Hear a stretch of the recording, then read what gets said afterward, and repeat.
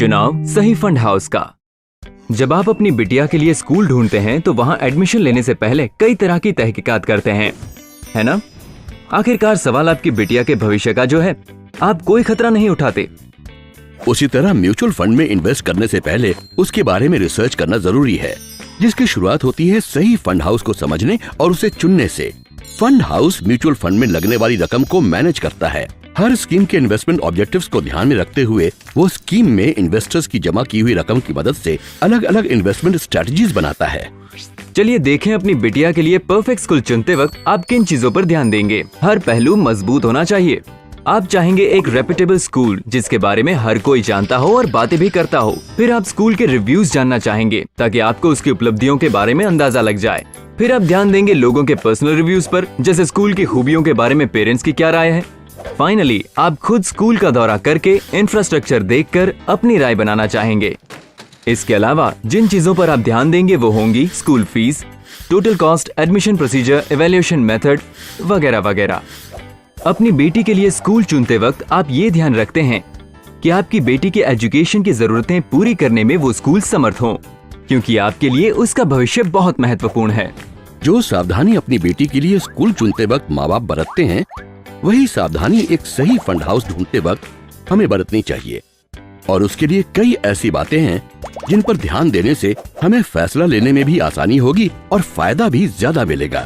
AMC के sponsors कौन हैं? उनका इन्वेस्टमेंट मैनेजमेंट में और उससे जुड़े बिजनेस में ग्लोबली और इंडिया में कितना अनुभव है? क्या मार्केट के उतार चढ़ाव के दिनों में इन्वेस्टमेंट्स को मैनेज करने का उनका कोई मजबूत ट्रैक रिकॉर्ड है? क्या उनके पास स्टेबल और रिप्यूटेड फंड मैनेजमेंट टीम है? वो आजकल जिन एसेट्स को मैनेज कर रहे हैं उनका कुल साइज क्या है?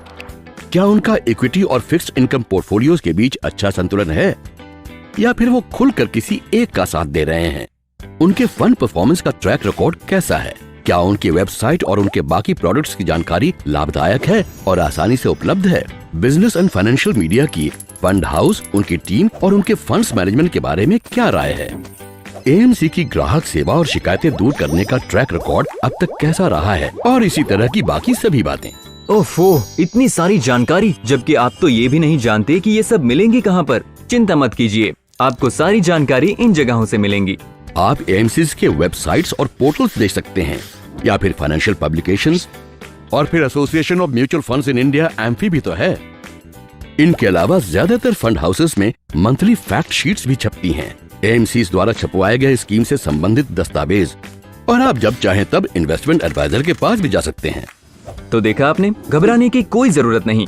ये एक महत्वपूर्ण निर्णय है जिसे समझदारी से ही लेना चाहिए। एक बार आपने सही स्कूल चुन लिया तो फिर आपकी बेटी सही हाथों में रहेगी।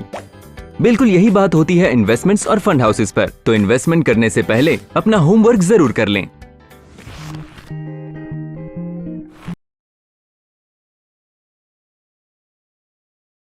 आशा है आपको वीडियो पसंद आया होगा। देखते रहिए और हम इन्वेस्टिंग कॉन्सेप्ट समझने में आपकी पूरी मदद करेंगे। आप चाहे तो अपनी प्रतिक्रिया हमें editor@templeton.com पर भेज सकते हैं। म्यूचुअल फंड निवेश बाजार जोखिमों के अधीन है। योजना संबंधी सभी दस्तावेजों को सावधानी पूर्वक पढ़ें।